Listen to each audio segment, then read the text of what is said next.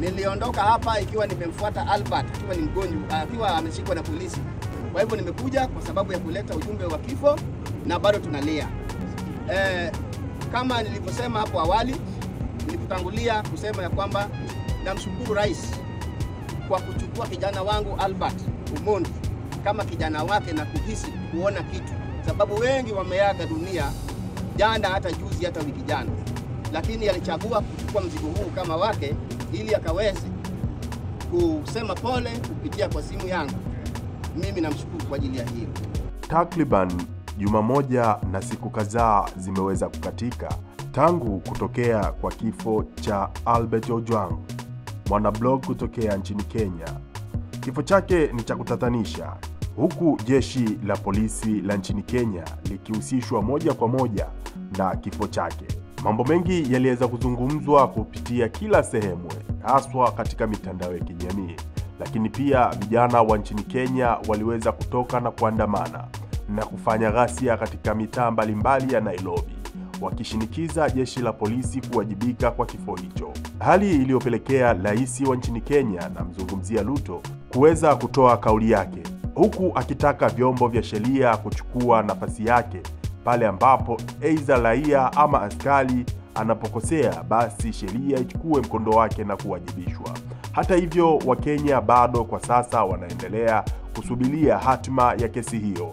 Ikumbukwe pia tayari IGP ambaye ni mtuhumiwa namba 1 wa kesi hiyo ameshajiuzuru katika nafasi yake. Leo hii baba yake Albert ameweza kurudi nyumbani, huko ambako inasemekana ndiko ambapo Albert aliweza kukamatwa na kupelekwa Nairobi. Amerejea nyumbani kwa lengo moja tu, kuwasilisha msiba, kuleta taarifa ya msiba, maana aliondoka akiwa mzima. Lakini sasa mzee huyu anaelezea kwamba amerejea nyumbani kutoa taarifa rasmi kwamba yule ambaye walimchukua hapa sasa si mzima tena.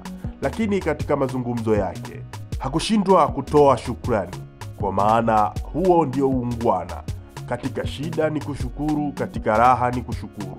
Maana ya kushukuru ni kuhitaji tena msaada pale utakapohitajika. Hapa sasa amemshukuru pia Rais Ruto kwa kile ambacho amekiita kwamba kuguswa na msiba huo, huku akitolea mfano kwamba vijana wengi wameweza kupoteza maisha katika mazingira tofauti tofauti, lakini msiba huu sasa wa Ojwang Albert umemgusa yeye. Kama mzazi anamshukuru kwa sababu pia aliweza hata kumpigia simu na kutuma salamu za pole. Si huyo tu, aliendelea kuwashukuru viongozi mbalimbali ambao waliguswa na msiba huo. Lakini hali hii imezua sintofahamu. Hali hii imezua chokochoko huko kwenye mitandao ya kijamii. Lakini pia hii ndio hali halisi na perception za Wakenya walio wengi.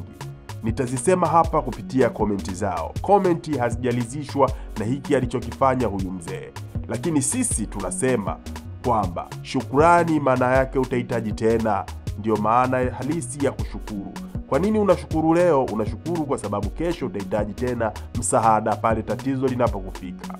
Maana hii imekuwa tofauti sana kwa Wakenya walio wengi, huku wengi wakisema kwamba anajizima data mzee huyu, huku wengi wakisema kwamba huenda mzee huyu ameonjeshwa fedha, huku wengi wakisema kwamba kwa kipindi hiki inabidi apatikane msemaji wa familia ili kuhakikisha haki ya Albert Ojwang inaweza kupatikana. Wengi wameuliza mzee huyu amepewa nini kiasi cha kusahau mateso ya mwanae, kiasi cha kusahau msiba huu wa mwanae, ambao vijana wengi wameweza kuingia barabarani kutafuta haki yake ya msingi. Komenti nyingi zinaonyesha kutolizishwa na shukrani alizotoa baba yake Albert kwa Rais Ruto. Nini mtazamo wako kuhusiana na hiki ambacho kinaendelea? Sina mengi, ulikuwa nami Kogwa kutoka Afro Media. Ninaendelea kujuza yale yote yanayojili kupitia mitandao ya kijamii, lakini pia yanayojili ndani na nje ya nchi ya Tanzania.